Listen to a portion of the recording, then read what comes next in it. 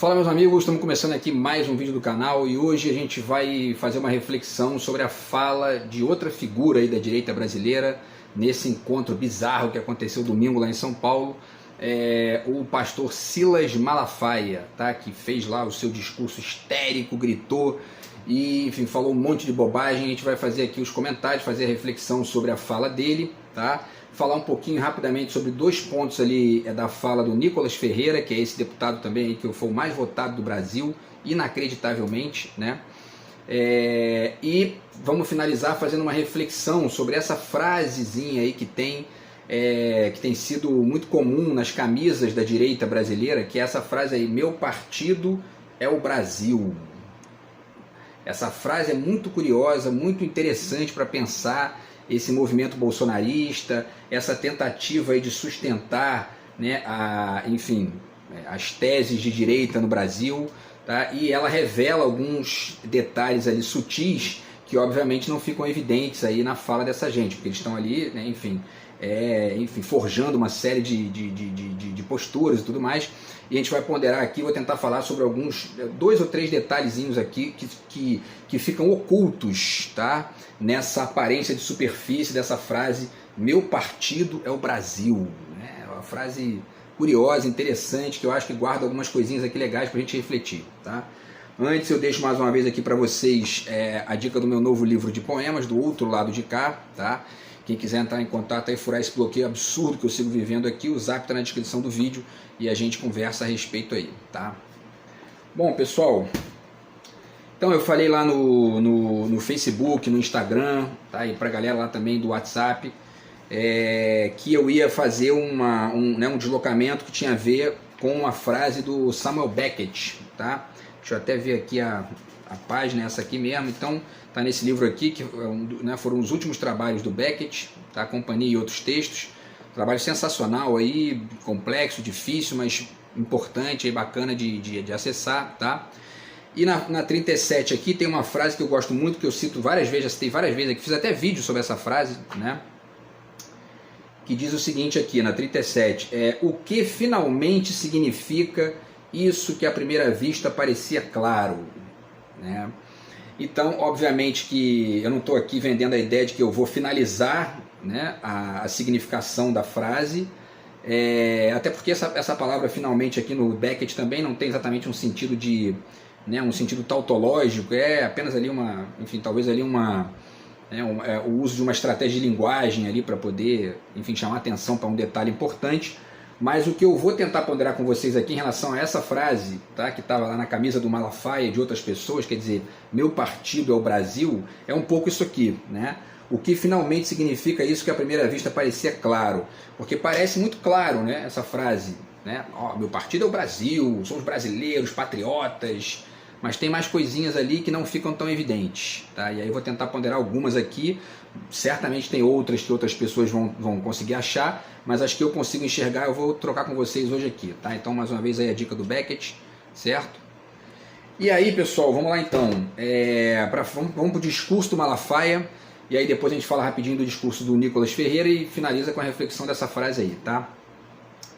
O Malafaia começa dizendo o seguinte: em primeiro lugar, eu quero deixar aqui o meu repúdio ao presidente Lula, blá, vomitando. Já fiz piada aqui, dizendo que ele parece que está com uma fimose presa no zíper, né? Porque é um negócio assim, parece uma gralha, grita alto demais e tal, enfim.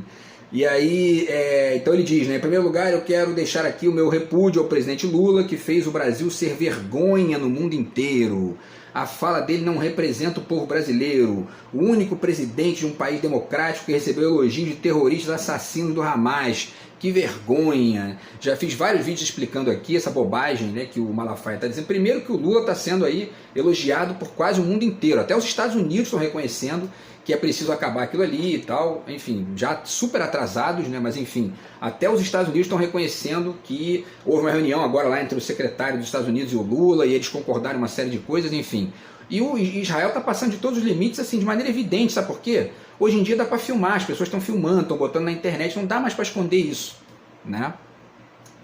Então só na cabeça do Malafaia, dessa gente pequena, né, sabe, que estava ali reunida, é que isso tem algum tipo de consequência ruim. Pelo contrário, o Lula está fazendo um papel brilhante aí nesse sentido, e todas as vezes que o Lula faz algum tipo de ponderação em relação ao que está acontecendo lá, ele diz, começa dizendo, somos contra o que o Hamas fez, etc e tal, mas eu já fiz vídeo aqui, vários vídeos explicando. Primeiro, não adianta achar que você vai entender a questão do que está, quer dizer, o que está acontecendo lá em Israel e na Palestina, começando a sua reflexão pelo que o Hamas fez. Você não vai entender nada, né? Existem assim, trocentas coisas que aconteceram antes, é um negócio que está ali durante 75 anos, no mínimo, né? Não começou ali. Enfim, tá? Então, e o Malafaia é isso, né? Já anda e fala, ainda quer discutir política internacional, pô, sabe? Enfim, e aí para finalizar, ele diz que ele recebeu elogios de terroristas, assassinos. O Lula recebeu elogio do mundo inteiro, menos do Netanyahu, né? Entendeu? E, para além disso, vale deixar de novo aqui a dica do livro do Chomsky, que é esse livro aqui, 11 de setembro, no qual ele explica o que é o conceito de terrorismo, e como que esse conceito pode ser aplicado inclusive a estados, né, que praticam. O que Israel está fazendo lá é uma espécie de terrorismo de Estado, né? Mas enfim, e ele só não, o Israel já está sofrendo várias, né, sanções, várias reprimendas da ONU ali, não cumpre nenhuma, sabe? Mas o Malafaia não deve nem saber disso, porque é isso, né? Mas enfim, vale a dica aqui, vale pegar essa fala dele e refletir esse detalhe mais uma vez, porque tem muita gente que acredita numa figura, esse cara tem 4 milhões de seguidores. É um negócio inacreditável, assim, né? É um sujeito que é um analfabeto, assim, sabe? Mas enfim, e aí ele continua, é muito sério, aí ele muda para a questão do Bolsonaro, né? Que o Bolsonaro está sendo perseguido e tal.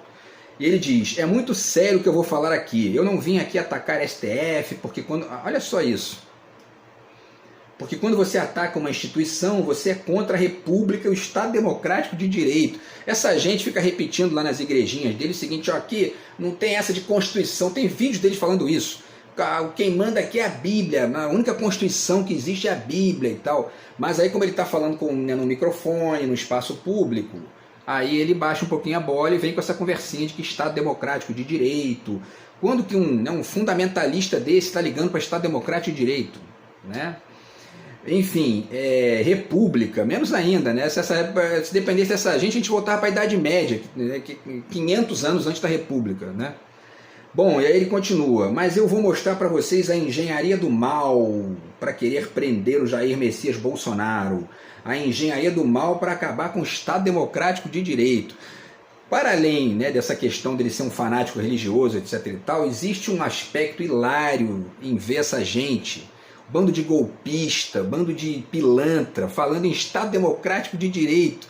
A gente que estava armando golpe aí, né, defendendo prisões arbitrárias, como aconteceu com o Lula. É uma gente assim, Estado Democrático de Direito não aconteceu no caso do Lula. Não teve a ampla defesa, não teve ali o habeas corpus, quer dizer, né? Mas eles não, essa gente não, sabe, né, vai esperar o quê do Malafaia, né? Mas é bom a gente usar isso aqui para poder fazer esse contraponto e chamar atenção para essas contradições aí, tá? E aí ele começa a falar dos ataques do Xandão, que é o Alexandre de Moraes, né, ministro do STF, ao Bozo, né? E aí ele compara, aí ele fez uma comparação aqui que é interessante para pensar isso aqui, tá? Ele comparou o pedido de questionamento da eleição e das urnas do Valdemar da Costa Neto, né, porque o Valdemar da Costa Neto, presidente do PL, que era o partido Bolsonaro, entrou com um pedido para poder questionar, né, o resultado das eleições, dizendo que a urna é isso e aquilo e tal, e aí tomou-lhe uma multa de 22 milhões de reais, né, e o Malafaia ficou revoltado, começou a gritar e grunir e tal. Por quê? Porque, segundo ele, foi uma ironia do Alexandre de Moraes dar uma multa de 22 milhões para um partido que o número era o 22, né? talvez tenha até sido mesmo, vai saber, né? Mas o fato é o seguinte, aí ele chama atenção, ele faz uma comparação esdrúxula, mas que é interessante para a gente, né, cortar logo as asinhas dele, para ele parar de vomitar isso aqui.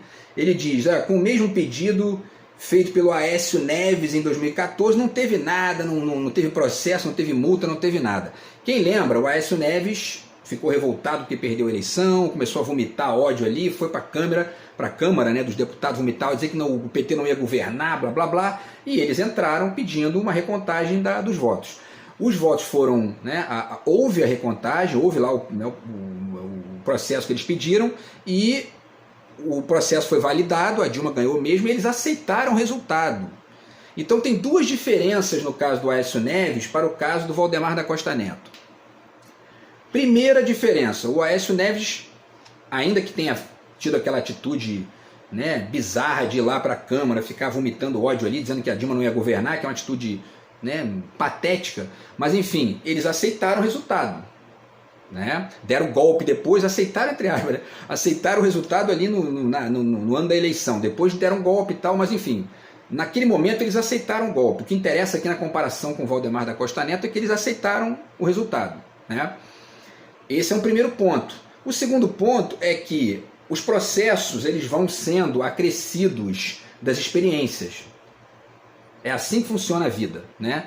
Então, quando o Valdemar da Costa Neto pediu a recontagem dos votos, ele está pedindo isso em 2022, ou seja, né, ele está pedindo isso no momento em que esse processo de, eu até esqueci o nome agora que eles pedem, né, de auditoria das urnas, enfim, esse processo hoje, depois que o Aécio Neves fez aquilo, depois que, né, que várias pessoas tocaram nesse assunto, esse processo foi sendo ampliado, foi sendo melhorado, e essa auditoria, esse acompanhamento ali do processo, ele é feito antes da eleição, há um teste, os partidos participam, o tal do código-fonte é divulgado, mas essa gente é um bando de retardado que fica ali com teoriazinha da conspiração, vomitando que isso aí é uma armação da esquerda para dominar o mundo, via Olavo de Carvalho e essa estupidez generalizada aí. Né? Então assim, por que o Valdemar da Costa Neto tomou essa multa? Não foi à toa, não foi porque ele é do partido do Bolsonaro, é porque ele está fazendo isso, ele está questionando um processo que já está ali com uma série de outras melhorias que na época do Aécio Neves não tinha. A diferença é essa. Né? Mas para o Malafaia isso é um motivo para poder, não, porque houve golpe, porque blá blá blá. Né? Então vale esse esclarecimento aí, tentar chamar atenção para esse detalhe, e certamente tem outras questões ligadas a isso que eu também não conheço, porque eu não sou especialista ali nessa questão das urnas. Mas esse ponto aqui me parece muito óbvio. Né? A multa aconteceu porque ele está fazendo isso de molecagem. Né? Enfim, então vamos lá. Aí ele continua. Né, depois que ele fala disso, né, do Aécio Neves, que é mais aqui. E aí ele finaliza dizendo aqui, né, quer dizer, ele tem um ponto que ele diz: o Bolsonaro, olha isso aqui é uma pérola do complexo de Poodle. Tá aqui, ó. Nelson Rodrigues, tá, que fala aqui do complexo de vira-lata, até caiu aqui, o complexo de vira-lata, e eu tô tentando aí deslocar para complexo de Poodle, para melhorar a imagem do vira-lata, coitado, né? Entendeu? E assim, isso aqui é uma pérola do complexo de Poodle, olha isso aqui. Aí ele fala, Bolsonaro ficou calado, e aí no final do ano ali, ele foi embora para a América, sem atacar ninguém, para a América, né? Para a América. É mais ou menos igual o Bolsonaro lá, né? USA, cantando o hino dos Estados Unidos, fazendo continência, batendo continência para a bandeira dos Estados Unidos, dizendo I love you, Trump. Assim, isso é uma coisa patética. E isso sai de maneira irrefletida. Isso aí é o que eles são mesmo, né? Então, quando você escuta um brasileiro chamando os Estados Unidos de América, né, eles não são a América é o continente inteiro, filho, né? De maneira, talvez ali marota, ou enfim, né, pensada, não vai saber, né, de que forma. Mas o fato é que eles nomearam o próprio país lá como Estados Unidos da América, né, e eles se autorreferem como América, só que isso cria isso vai avolumando um mito de que a América são eles, quando na verdade a América é o continente inteiro, com todas as suas diferenças, a sua diversidade, né, as suas complexidades, os seus problemas diferentes e tal. E aí quando você vê um sujeito desse aqui, que já é um analfabeto político, se referindo aos Estados Unidos como América, já saca logo aí, ó, isso aí é complexo de Poodle. Tá? Enfim, eu não estou dizendo que todo mundo que diz isso tem esse complexo. Às vezes a pessoa fala isso até por um vício de linguagem ali, não entende muito bem talvez aí as consequências simbólicas disso e tal, às vezes nem liga, mas o fato é que um cara que está envolvido com política, né, e se referir assim, isso é uma atitude, sabe, é uma submissão sem reflexão, certo? Bom, e aí ele diz, né, então chegou o 8 de janeiro, né, vamos ver o tempo aqui, aí chegou o 8 de janeiro, baderneiros quebraram Brasília, aí começou a narrativa de golpe. Cadê os vídeos? Cadê os vídeos? Os próprios bolsominions gravaram os vídeos lá destruindo o Congresso, deram um nome. Eu sou fulana de tal, do Mato Grosso, não sei o que lá, eu só saio daqui. Tá tudo gravado, entendeu? Essas pessoas foram presas, então tá gravado. E eles estão reclamando, ele está pedindo vídeo de quê? Né? Cadê os vídeos? O povo tem que saber quem está por trás daquela baderna. As pessoas que estão por trás daquela baderna, Malafaia, já estão sendo investigados. Os empresários que financiaram aquilo. 1 tonelada de carne de primeira para aquela gente ficar ali armando golpe. Enquanto tem gente morrendo de fome aí, comendo osso, por culpa do Bolsonaro e do Paulo Guedes. Sabe? Enfim, e aí... sim, só para finalizar, lembremos aqui ao Malafaia que eu fiz um vídeo na época, logo no dia que aconteceu a situação lá, e a minha reflexão naquele momento foi a seguinte: isso aí foi um tiro no pé. Isso foi um tiro no pé da direita. Por quê? Porque isso deu arma para a gente, né, para a esquerda e tal, para o Lula, para todo mundo da esquerda, justificar o quê? Justificar uma reflexão, inclusive no nível jurídico, contra essa gente. Por quê? Porque eles destruíram, não foi a casa do Lula, não foi a casa do Alexandre de Moraes, eles destruíram o Congresso Nacional, que é o lugar onde a direita se reúne também. Né? Então eles criaram isso que o Malafaia está chamando de narrativa, né? Quem criou foram eles e criaram uma narrativa a calhar para a gente discutir o lixo que essa gente produz no Brasil há décadas, há séculos, né? Que é o golpismo da direita brasileira. Né? Essa gente fez uma lambança gigantesca. Eles não apenas, né, prejudicaram o Bolsonaro, prejudicaram ali todo mundo da direita, mas deram também uma arma a calhar para a esquerda refletir essa questão de maneira importante. Né? Porque o próprio Congresso, os deputados de direita não podem deixar de se sentir atacados por isso. Né? Enfim, tá? E aí, pessoal, para finalizar, ele diz, né, em um Estado democrático de direito como os Estados Unidos, Alemanha, etc., ninguém tem medo de expor sua opinião. Olha o que está acontecendo no Brasil. Não é bem assim não, tá, Malafaia? Aí, ó, dá uma estudadinha no que está acontecendo com o Assange lá nos Estados Unidos, tá? Que está aí para ser preso lá e ficar em prisão perpétua. Por quê? Porque estava praticando liberdade de imprensa, liberdade de expressão, né? E divulgando os crimes do poder, e não não vida privada dos outros, enfim, enchendo o saco da vida privada dos outros. Estava publicando aqui, ó, né, os crimes do Estado americano, dos estadunidense, né? Enfim, tá? Então não é bem assim não, Malafaia. O outro caso que vale citar é o do Capitólio, nos Estados Unidos também, que foi lá aquela armação gerada pelo Trump lá, e que tem gente presa aí, condenado a, se não me engano, 20 anos de prisão, né? Então, o que eles querem, na verdade, tá? Aí tá, deputados com medo de falar, brasileiros com medo de falar, etc. Ó, o que essas pessoas estão com medo, Malafaia, você inclusive, não é de falar, é de difamar os outros, né?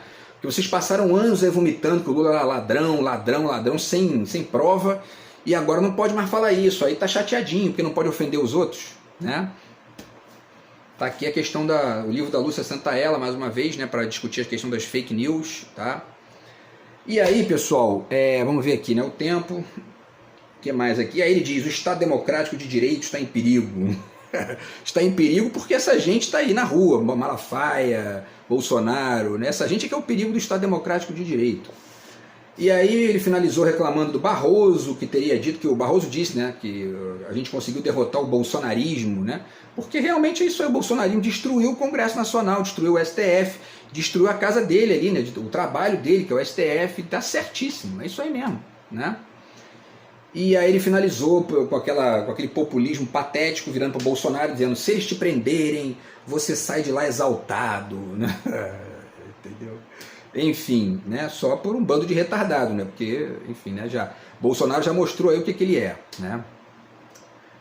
Pessoal, então finalizamos aqui a reflexão do Malafaia, vamos para o Nicolas Ferreira, rapidamente, para depois a gente finalizar com a frase lá, né. O Nicolas Ferreira começou dizendo, hoje nós estamos dando um recado de que nós não desistiremos do nosso país, Nossa, né, o nosso país. E aí eles começam a citar a Bíblia, fala de Moisés, blá blá blá, que essa é a ladainha deles, né, do Nicolas Ferreira. Talvez nós não veremos o Brasil prometido, mas nossos filhos, os filhos dos nossos filhos, verão o Brasil novamente verde e amarelo. Uma bosta, uma ladainha, né? Não defende projeto, não tem nada, né? É só uma conversinha fiada. Mas tem um detalhezinho da fala dele aqui que vale ponderar, que ele diz o seguinte aqui, ó. O nosso inimigo, ele diz isso, nosso inimigo, ele está se referindo ao Lula, tá?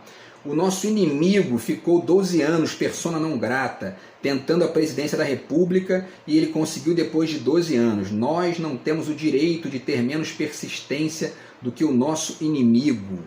Então vale dizer para o Nicolas Ferreira e para o Malafaia que num Estado democrático de direito, num processo eleitoral, numa convivência eleitoral, numa convivência política razoável, você não chama o seu adversário político de inimigo. Isso é no esgoto do cérebro do Nicolas Ferreira, no esgoto do cérebro do Malafaia e etc e tal, né? Por que o Lula é diferente dessa gente? Porque senta para conversar com quem pensa diferente, não chama de inimigo, mesmo que discorde, né? Nada impede que você xingue a pessoa dentro da sua casa, num churrasco com seus amigos. Agora, você pega o microfone para fazer um discurso político, você não pode chamar o seu adversário de inimigo. Porque aí você não está fazendo jus ao Estado democrático de direito. Então, essa gentalha não sabe nem o que é isso. Essa gentalha tinha que voltar para o jardim de infância, para começar de novo e aprender a respeitar os outros, aprender a se referir aos outros com educação, com ponderação. Estado democrático de direito é isso. Você pode vomitar o seu ódiozinho dentro de casa, com a sua família, com seus amigos. Quando você vai para o espaço público, vai falar ali no microfone para uma multidão ou num plenário, você tem que respeitar o seu adversário. Simples assim, né? Então não sabe fazer isso, não vem querer vomitar, né? Primeiro tem que começar a aprender a falar, para depois, né, pleitear algum outro tipo de coisa aí, né? E aí ele finaliza dizendo, o futuro pode ser deles, mas o presente pode ser deles, mas o futuro será nosso. Que Deus sare essa nação, essa conversa fiada, nessas conexões religiosas que são empobrecedoras, né? quando estão conectadas com política, porque isso é populismo, tá? E tudo mais. Beleza, pessoal? Então, só uma correçãozinha antes da gente finalizar aqui. Eu falei que tinha 600 mil pessoas e eu estava repetindo ali um dado que eu li na internet. Parece que na verdade tinha bem menos, tá? Parece que não tinha nem 200 mil pessoas lá na manifestação do Bozo, tá? Muito bem, então vamos refletir agora a questão da frase meu partido é o Brasil, né? Essa frase muito curiosa aí que os bolsominions vestem, né, e defendem e blá blá blá. É um texto rápido aqui que eu fiz com algumas referenciazinhas bibliográficas que eu separei aqui, tá? Então vamos lá. Quais são os dois problemas dessa frase? Meu partido é o Brasil. Meu partido é o Brasil. Primeiro, essa frase esconde a existência da luta partidária e, portanto, das diferenças ideológicas. Meu partido é o Brasil, parece que não existem diferenças de partido. O Brasil é um partido, né? Isso é uma farsa. Isso esconde as diferenças ideológicas. E aí eu já deixo aqui duas dicas. Primeira, esse livro do Jean Baudrillard, A Transparência do Mal, tem uma frasezinha muito interessante aqui no final, né? O outro é o que permite que eu não me repita ao infinito, né? Essa frase ajuda a entender a farsa dessa frasezinha aí, né? Como se não existissem outros partidos no Brasil, né? Só o deles, né? E a segunda questão, a segunda dica, né? É esse livro aqui, A Questão da Ideologia, do Leandro Ponder, que é uma das fontes bacanas para entender esse conceito. Tem várias outras, né? Mas esse livro aqui é bem legal, tá?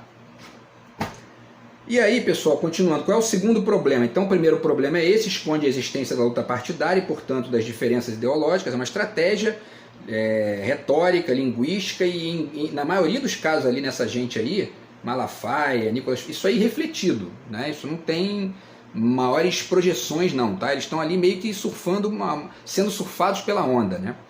Mas o segundo problema é o seguinte, esconde uma outra coisa que é preciso ponderar a partir da pergunta: por que a direita criou essa frase e não a esquerda? Vamos tentar responder aqui rápido, tá? Vamos ver o tempo aqui. Então vamos lá.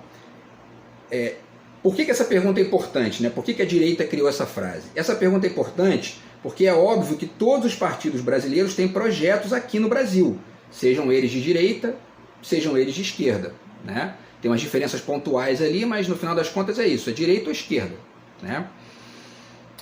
Então, se existem partidos de direita e de esquerda, né, a diferença não está aí. A diferença não está aí. Não está no que essa frase está ponderando.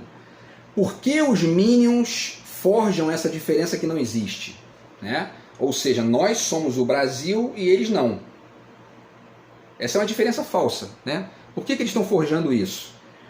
Porque eles assim geram dois efeitos. Vamos lá. Eles generalizam e se colocam como um único projeto viável. É uma tentativa de apagar o outro. Né? Eles estão generalizando ali a versão deles como a única que existe. E um efeito disso é você começa a não enxergar que existe uma alternativa, né? No nível, inclusive, ali meio que refletido. Tá? E o segundo efeito é o seguinte, eles disfarçam o fato de que eles é que não têm projeto nenhum. É perfeito, uma estratégia perfeita. Né? Porque quando você diz, meu partido é o Brasil, você não está dizendo qual é o seu projeto, porque você não está estabelecendo uma diferença com o outro. Né? Isso é o bizarro do que a gente está vivendo no Brasil. Né? Porque isso aí gera uma espécie de... né, gera uma imagem radicalmente alienada do processo político. Né? E fica a calhar para essa gente que não tem projeto mesmo, eles não têm projeto. Né? Bom, e aí vamos finalizar aqui, tá?